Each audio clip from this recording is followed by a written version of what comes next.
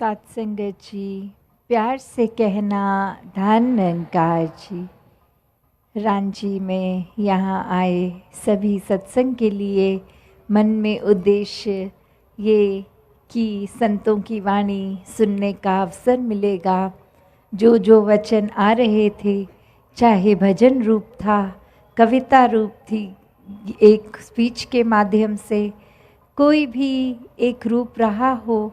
किसी के भी एक, चाहे बहन भाई बुजुर्ग बच्चे, किसी से भी वो वचन निकले हों, तो संदेश के ऊपर अगर देखा जाए तो सभी ने एक ही संदेश दिया है। अपने जीवन को पूरी तरह से एक मुकम्मल जीवन जीने का संदेश,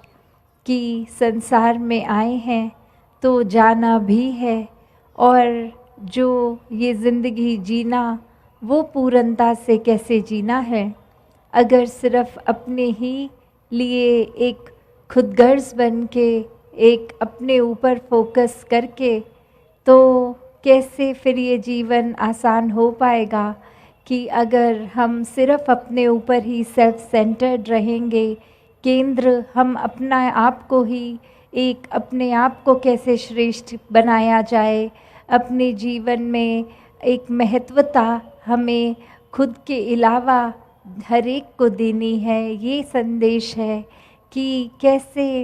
एक खुद अपनी नज़र में अपने आप को ही बड़ा बना लेते हैं और दूसरों को छोटा देखने के लिए कोई ना कोई कारण बना लेते हैं कि ये व्यक्ति हमारे जैसे भाषा नहीं बोलता, खान पान अलग है, कपड़े पहनावा अलग है, या कोई भी और कारण एक बनाकर कि ये संसार में एक नफ़रत पैदा होने का कारण बन जाता है। तो कैसे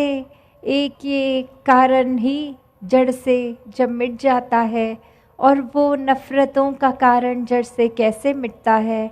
ये परमात्मा को अंग संग देखकर जब इसके साथ एक मिक हो जाते हैं, फिर चाहे वो आस्था अपनी कोई भी धर्म किसी भी जगह पे हम विश्वास रखते हों, तो वो ही परमात्मा जो एक है, और नाम चाहे उसके जो भी दिए गए, तो कैसे इस परमात्मा निराकार को पहले देखकर फिर दिल में बसाकर इससे जब प्यार हो जाता है, तो हर एक से संसार से प्यार हो जाता है, एक एक व्यक्ति से हो जाता है। फिर वो चाहे घर का ही सदस्य हो, या कोई जानकार, या बिल्कुल ही कोई एक अजनबी, एक स्ट्रेंजर, उससे भी हमारा दिल उतना ही प्यार करेगा कि हर एक के लिए दिल ये भला मांगेगा। एक मन में इच्छा होगी कि सभी के जीवन में एक कठिनाई रूप एक उदासी का कारण ना बने कुछ। हर एक के लिए हम कैसे कंट्रीब्यूट कर सकते हैं, हम कैसे उपस्थित रह सकते हैं कि एक एक के जीवन में अगर हमारे वजह से कुछ अच्छा हो सके, तो बात वही जो भक्तों ने हमेशा से किया है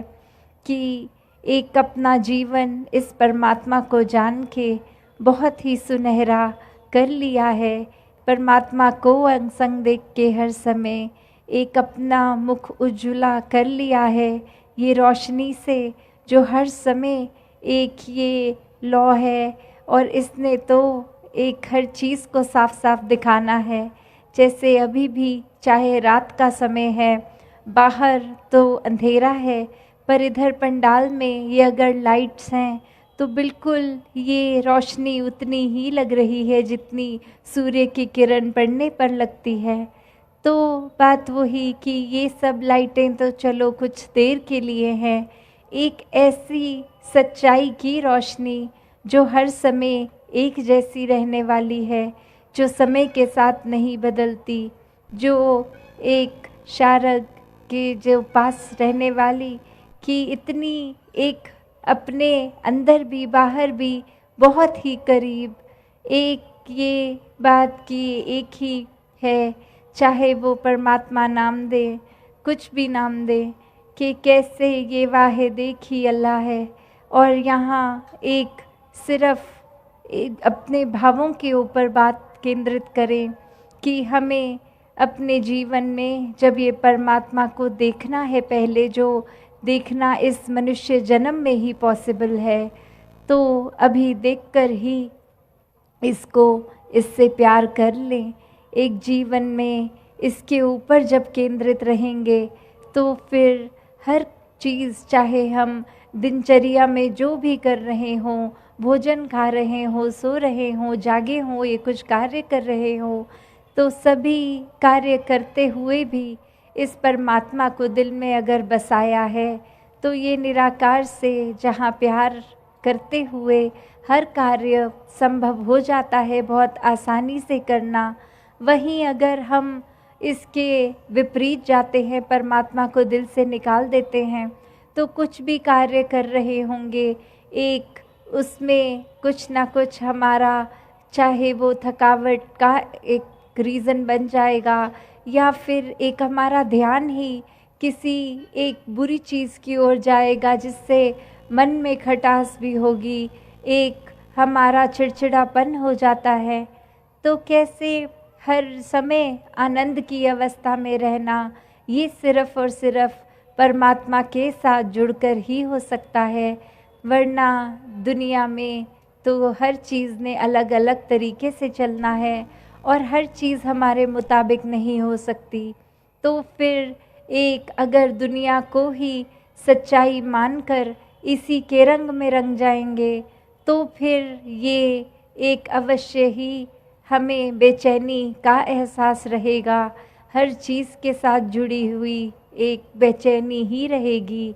और वहीं अगर परमात्मा से जुड़ गए तो ये आनंद हर समय रहेगा। फिर जीवन में संतों वाली एक चाल बन जाएगी, गुण भक्तों वाले हो जाएंगे, एक मन से फिर और कुछ नहीं दिखेगा, एक परमात्मा दिखेगा और हर एक व्यक्ति में भी ये परमात्मा दिखेगा। तो जहाँ देखेंगे वहीं परमात्मा, एक कण कण में पूरे एक ब्राह्मण के परमात्मा। तो कैसे अपने आप को जहाँ परमात्मा के साथ जितना ज़्यादा नज़दीक करेंगे, इस परमात्मा ने तो हर समय अपनी जगह पे कायम दायम रहना है। अगर कुछ एक कमी है तो हमारे विश्वास में, हमारे एक उस समय में अपना नाता परमात्मा से तोड़ के कहीं और दुनियावी चीज़ों में लगा लेते हैं और वहाँ फिर वो दिल दूरी भी महसूस करता है। और कैसे फिर एक ये दूरी फिर बढ़ती भी जाती है अगर अपने आप को वापस इस परमात्मा पे केंद्रित ना किया जाए। तो कैसे एक दुख सुख जहाँ हर एक के जीवन में आएंगे और सिर्फ भक्त जब दुख की अवस्था होती है या सुख की अवस्था, उसमें कैसे अपने आप को एक रस रख लेते हैं, क्योंकि पता है सारी स्थितियाँ ही इस परमात्मा द्वारा हैं। तो फिर क्या फ़र्क एक अच्छी अवस्था या बुरी अवस्था में। तो एक संसार में आए हैं तो अपना कर्म परिवार के प्रति, समाज के प्रति, अपने एक क्षेत्र, राज्य, गांव, कस्बा जहाँ पे भी हैं, तो कैसे वो जिम्मेवारियों का भी पालन करता है भक्त और अपने जीवन में अपने आप को जिम्मेवारियों से पीछा नहीं छुड़ाता, एक अपने आप को काट कर अपनी रिस्पॉन्सिबिलिटी से कहीं दूर नहीं जाता भक्त, पर इसी घर में रहकर, इसी समाज में रहकर वो भक्ति भी करता ही जाता है।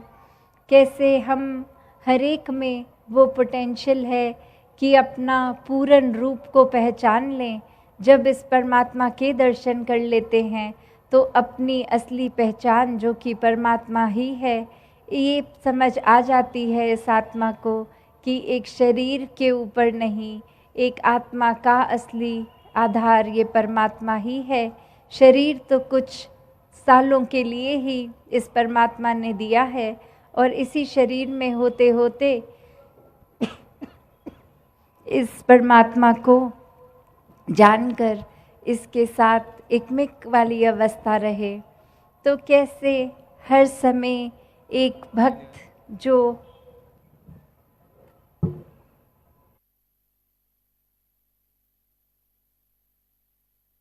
भक्त अपने जीवन में जो गुण रखते हैं वो गुण बिल्कुल वही होते हैं जो इंसानियत के गुण होते हैं, क्योंकि कुछ ऐसी बात नहीं है कि भक्त बनने के लिए कुछ अलग एक रूप है, एक बोलचाल है। नहीं, जहाँ एक हम इंसान के शरीर में आए हैं तो वाक्य में जो इस इंसान को जिस तरह से पेश आना है, जिस तरह से अपना कंडक्ट रखना है, वही तो है जो भक्तों ने हमेशा से सिखाया है। क्योंकि जो भी इंसान वाक्य ही एक फरिश्ता रूप इंसान जो इस रूहान से, इस परमात्मा से जुड़कर इंसानियत के गुण हमेशा के लिए अपने अंदर डाल चुका है, तो वो फिर गुण वही होंगे कि दिल से हर एक का आदर सत्कार प्यार रहेगा, किसी को एक नफ़रत या चोट पहुंचाने का भाव नहीं रहेगा। अपने मन में हमेशा एक करुणा, दयालुता, एक विशालता रखे कि हर किसी की कमियां अगर हैं भी तो भक्तों को वो नज़र ही नहीं आती, क्योंकि सभी में एक परमात्मा नज़र आता है। और जब सभी ये एक है तो फिर नफ़रत होनी संभव ही नहीं है। और वहीं ये मन जब फिर एक चैन सुकून के जीवन के लिए, अमन, एकता, शांति के प्रतीक के लिए एक अपने आप को चलाता है, तो वही भक्तों ने सिखाया कि मन में एक दया का भाव होना। ये नहीं कि दया सिर्फ तब अगर किसी की अवस्था हमसे थोड़ी फाइनेंशियली या कोई धन रूप में या किसी मदद के रूप में कम है तो तरस खा के उस पे कुछ करना नहीं। ये दया तो करुणा और प्यार का भाव है कि एक किसी की मदद के लिए नहीं कुछ इंसान कर रहा, ये दिल से इतना प्यार है कि फिर ये फ़र्क ही नहीं दिख रहा कि किसी को कोई ज़रूरत है भी कि नहीं। हर एक के लिए मन समर्पित वो सेवा भाव से है कि ये परमात्मा की ही रचाई हर कोई एक वो कायनात में रचना है, तो कैसे ये कादर और कुदरत में फिर फ़र्क नहीं ये आंखें देखती। ये इंसान हर एक में फिर परमात्मा देखता है और कैसे फिर अपने मन में एक प्यार, करुणा को ही एक विशेषता देता चला जाता है। और ये तो सबने सुना ही है कि दया तो एक धर्म का मूल है, दया धर्म का मूल है, पाप मूल अभिमान, तुलसी दया ना थोड़िए, जब घट विच हो प्राण। तो कैसे एक अपने शरीर में जब तक प्राण है तब तक एक दया का भाव इस इंसान के शरीर से नहीं जाना चाहिए। और अगर तो वो ऊपरी सिखाई हुई दया है कि किसी ने बचपन से सीख लिया अच्छा व्यवहार के रूप में एक दया का गुण, तो वो आज नहीं तो कल उतर जाएगा गुण, क्योंकि ऊपरी सिखलाई से है। पर जब वाकई ही अपने स्वभाव व्यवहार में ये गुण एक परमात्मा को दिल में बसाने से रहता है तो वो हमेशा के लिए ही रहता है। तो वही बात कि अगर एक मूल की भी जो बात की गई है कि एसेंस में ये धर्म ये क्या है, ये दया पे, प्यार पे बेस्ड है। और जिस तरह एक कोई इमारत की अगर हम खुदाई करके जैसे नींव डालते हैं कि ये नींव के ऊपर फिर कितनी भी मजबूत इमारत चढ़ सकती है, पर अगर वो नींव ही नहीं है तो इमारत तो खड़ी नहीं हो पाएगी, वो गिर जाएगी। उसी प्रकार से ये अगर हमने धर्म के ऊपर अपने आप को केंद्रित रखना है, और धर्म क्या है, फिर वही ये एक मानवीयता, एक ह्यूमैनिटी, एक मानवता के एक रूप में कि यही सच्चा धर्म है। जब हर किसी इंसान में परमात्मा देखेंगे तो उसी तरह जब ये धर्म के ऊपर चलना और अगर उसमें करुणा जैसे नेक भाव ही नहीं है तो फिर वो इमारत ने टिकना नहीं है। तो कैसे एक अपने आप को जहाँ हमने एक अभिमान के ऊपर नहीं केंद्रित रखना कि हम कुछ हैं, या कोई सूक्ष्म रूप का भी अहंकार आ जाना कि एक कोई कार्य हमने कर दिया तो हमसे अच्छा तो और कोई कर ही नहीं सकता। एक दुनियावी रूप में कोई उपाधि, कोई पद मिल गया तो एक हम अब अपने से हर एक को नीचे देखेंगे क्योंकि कोई उपलब्धि मिल गई है। इस तरह से अहंकार जीवन में छोटी छोटी चीज़ों से लेकर बड़ी बड़ी चीज़ों तक आ जाता है। तो ये पाप मूल अभिमान की बात हो रही है कि एक दया तो एक धर्म का जहाँ मूल है, वो एसेंस है, उसके बिना वो है ही नहीं। और वहीं एक अगर अभिमान आ रहा है जीवन में तो ये जीवन फिर पतन की ओर ही जा रहा है। तो कैसे अपने आप को इस अभिमान से भी दूर रख सकते हैं हम अभिमान को आने ही ना दें। और कैसे ना आने दें, वो भी बात फिर यही कि अगर कुछ भी कार्य कर लिया और सोचा कि ये हमने ही किया है तो अभिमान अपनी जगह बना लेता है। पर अगर हमेशा इस कर्ता को ही, इस परमात्मा को, निराकार को ही हम एक ये मानेंगे कि इसी की रज़ा में सब कुछ हो रहा है, हम तो कुछ है ही नहीं कि कुछ कर सकें, जो भी कर रहे हैं वो परमात्मा की वजह से ही। अगर इस शरीर में बल है तो शरीर भी परमात्मा ने ही दिया है। अगर कोई धन रूप में कुछ कर रहे हैं तो ये धन भी परमात्मा ने ही दिया है। तो कैसे जब अपने आप को एक हम कर्ता नहीं मानते, इस परमात्मा को ही कर्ता मान लेते हैं, तो ही जीवन में फिर ये अहंकार नहीं टिकेगा। क्योंकि फिर अहंकार का एक स्थान ही नहीं रहता। जैसे एक मयान में दो तलवारें नहीं रहती, तो जब एक दिल जिसमें परमात्मा बस रहा है, प्यार है, दया, करुणा, एक अमन, शांति, सुकून, एक विशालता, तो वहाँ पे फिर वैर, नफ़रत, एक अहंकार के भाव, ऐसे सब चीज़ों का स्थान नहीं रहता। तो वो चुनाव हमें ही करना है कि हमें जीवन में क्या मन में बसाना है। एक ऐसी संसारिक चीज़ों को बसा लें जो आज अगर खुशी दे भी रही हैं तो कल वो हमारी खुशी का कारण नहीं है। या फिर इस परमात्मा को इस तरह बसा लें कि एक बार इसके दर्शन कर लिए और अब ये इस तरह मन में बसा कि अब बस ये हर समय ही इसी के साथ मन जुड़ गया है, इसके बिना एक पल भी जीवन का कोई गुजारा ही नहीं है। तो कैसे जो एक परमात्मा को ही दुनिया भी किसी भी धन दौलत से ऊपर रखते हैं तो वो ही असली रूप में भक्त होते हैं। फिर ये फ़र्क नहीं पड़ता कि वो